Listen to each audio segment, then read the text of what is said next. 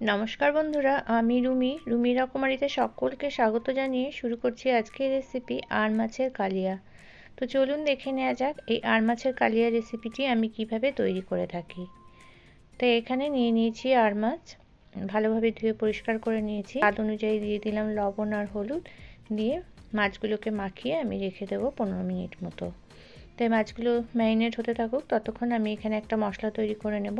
তার জন্য নিয়েছি একটা মাঝারি সাইজের টমেটো, রাফলি কেটে নিয়েছি। দুটো শুকনো লঙ্কা নিয়েছি, দুটো নিয়ে নিচ্ছি কাঁচা লঙ্কা, 1 ইঞ্চি মতো আদা, আর মাঝারি সাইজের দুটো পেঁয়াজকে এভাবে কেটে টুকরো করে নিয়েছি।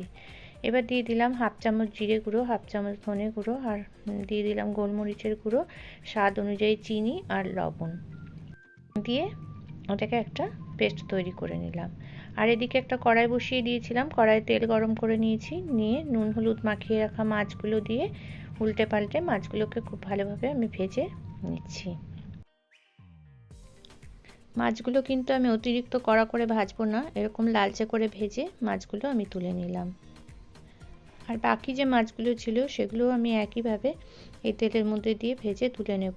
আর একটা মাঝারি সাইজের আলুকে এভাবে লম্বা করে কেটে নিয়েছিলাম, নিয়ে মাছ ভাজার সাথে আমি এই আলুগুলোকেও ভেজে নিয়েছি। নিয়ে এই আলুগুলো ভাজা হয়ে গেছে, এবার এই আলুগুলোকে আমি তুলে নিচ্ছি।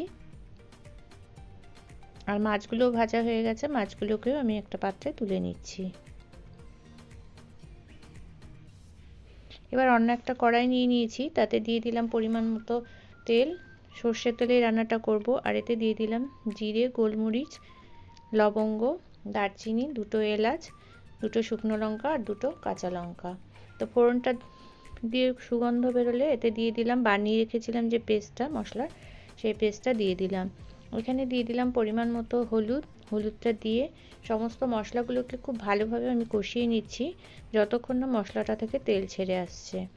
তো মশলাটা আমার খুব ভালোভাবে কষিয়ে নেওয়া হয়ে গেছে। এবার এতে দিয়ে দিলাম 1 মুঠো মতো ছাড়িয়ে রাখা মটরশুঁটি, সেই মটরশুঁটিগুলো দিয়েও একটু নেড়ে চেড়ে নিচ্ছি। আর যে আলুগুলো আমি ভেজে রেখেছিলাম সেই আলুগুলোও দিয়ে দিলাম, দিয়ে সমস্ত কিছু আবার একটু কষিয়ে নিচ্ছি। আর এখানে দিয়ে দিলাম 1 চামচ টমেটো সসটা দিয়ে আর একটু নাড়াচাড়া করে নিয়ে মশলাটাকে খুব ভালোভাবে কষিয়ে নেব।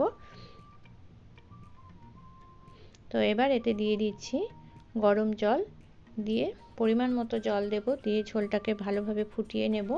তো 2-3 মিনিট ঝোলটাকে খুব ভালোভাবে ফুটিয়ে নিলাম। নিয়ে এবার যে মাছগুলো আমি ভেজে রেখেছিলাম সেই মাছগুলো দিয়ে আবারও 2-3 মিনিট খুব ভালোভাবে ঝোলটাকে আমি ফুটিয়ে নেব। তো সমস্ত মাছগুলোকে আমি ঝোলের মধ্যে মিশিয়ে দিচ্ছি যাতে মাছের মধ্যে ঝোলের স্বাদটা ঢোকে। দিয়ে আবারও এই ঝোলটাকে আমি 2-3 মিনিটের জন্য ফুটিয়ে নিচ্ছি। তো এইভাবে আপনারা করে খেয়ে দেখবেন, আশা করি ভীষণ ভালো লাগবে আর এটার স্বাদ দুর্দান্ত হয়। এইভাবে রান্না করে দেখবেন।